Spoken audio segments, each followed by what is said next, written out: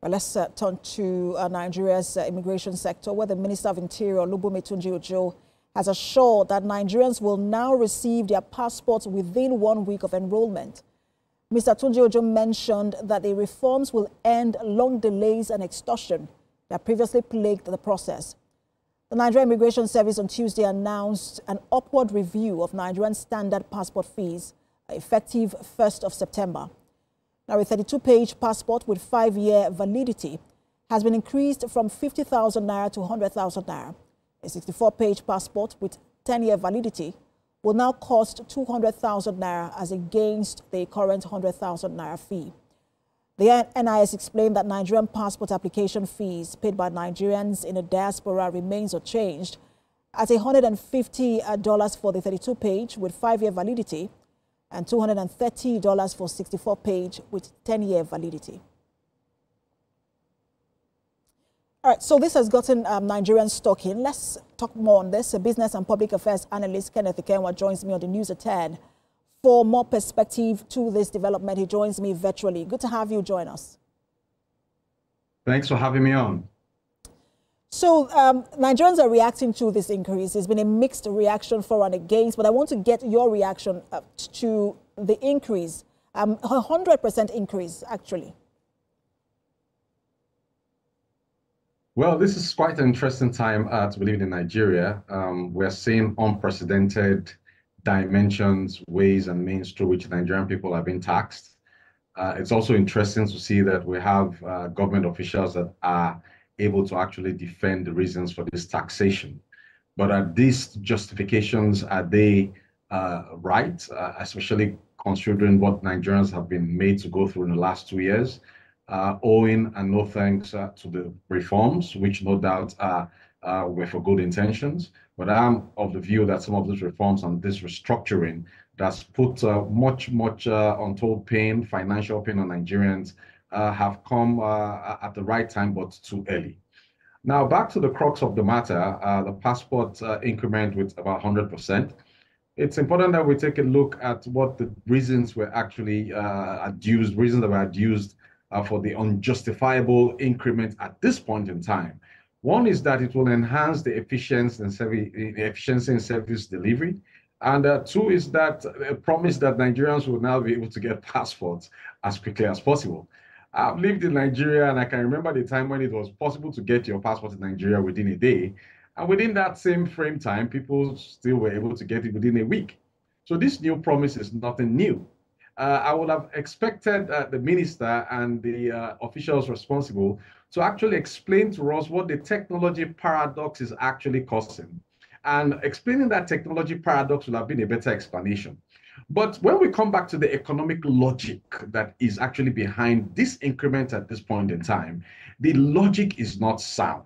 You can't be increasing the prices, increasing the fares, increasing the rates that people are supposed to be getting the government-related documents 400%, when we should be looking at and celebrating the fact that inflation has just come down from about 24% to between 21 and 22%. So when you weigh the 100% increment rate, so apologies. I don't think it's justifiable when you juxtaposition that. But just before I ask you my next question, I just wanted to state that we have reached out to the officials of the Nigerian Immigration Service and then the Minister of Interior to have a conversation with them on this new development. We have reached out to them twice and they have not responded. We would like to get more perspective to this. We hope they come show up for that interview.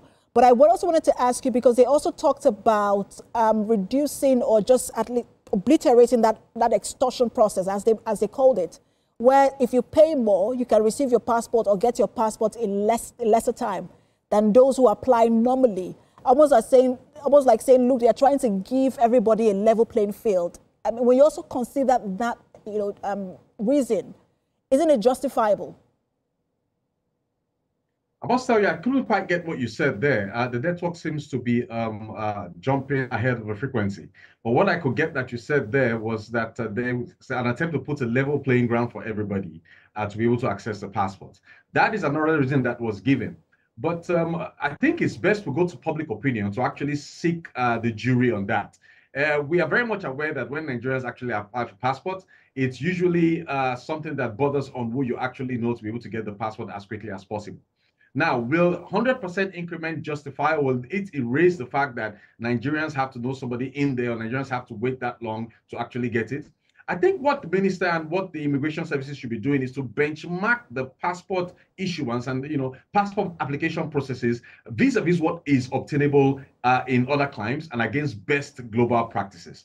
Now, when you look at the rate of getting a passport in the United States and getting a passport in the United Kingdom vis-a-vis what is obtainable here, you find that it's easier. The processes are easier. So we should be talking about, actually updating the processes, actually upgrading the technology, and also when technology upgrade and processes are better enhanced, all over the world, they lead to declining prices and not increment in prices. So I do not know why the Nigerian logic is different. I don't know why the Nigerian logic is a contradiction of the global, best practices, where new technology is brought in place, where new processes are put in place, where, the levels, the different levels and hierarchies of obtaining this kind of essential documents are reduced, and subsequently the prices get reduced and adjusted for inflation vis-a-vis the current rate of inflation. The Nigerian rate, goes 5 times above the current rate of inflation. I think that it is time we'll look at that issue again, look at that policy, and look at this increment, either reverse it or actually fight for a reduction in that increment. And if we don't, it comes with a lot of consequences for Nigerians. When you look at the Nigerian minimum wage at 70,000, it will take an average Nigerian that saves 10% of his minimum wage on a monthly basis, about 24 months to be able to get a 64-page document for a passport, or about 15 months to get the same document for 32 pages. That is not what is obtainable as best global prices. You cannot be pricing people for passports a lot above what the minimum wage actually is. Thank you so much. Again, I know that Nigerians will continue to react to this because this is taking effect next month. For a lot of people, it's quite a short time.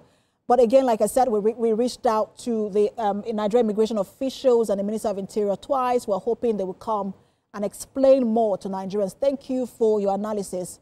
Business and public affairs analyst, Kenneth Ikenwa. Thanks for having me on.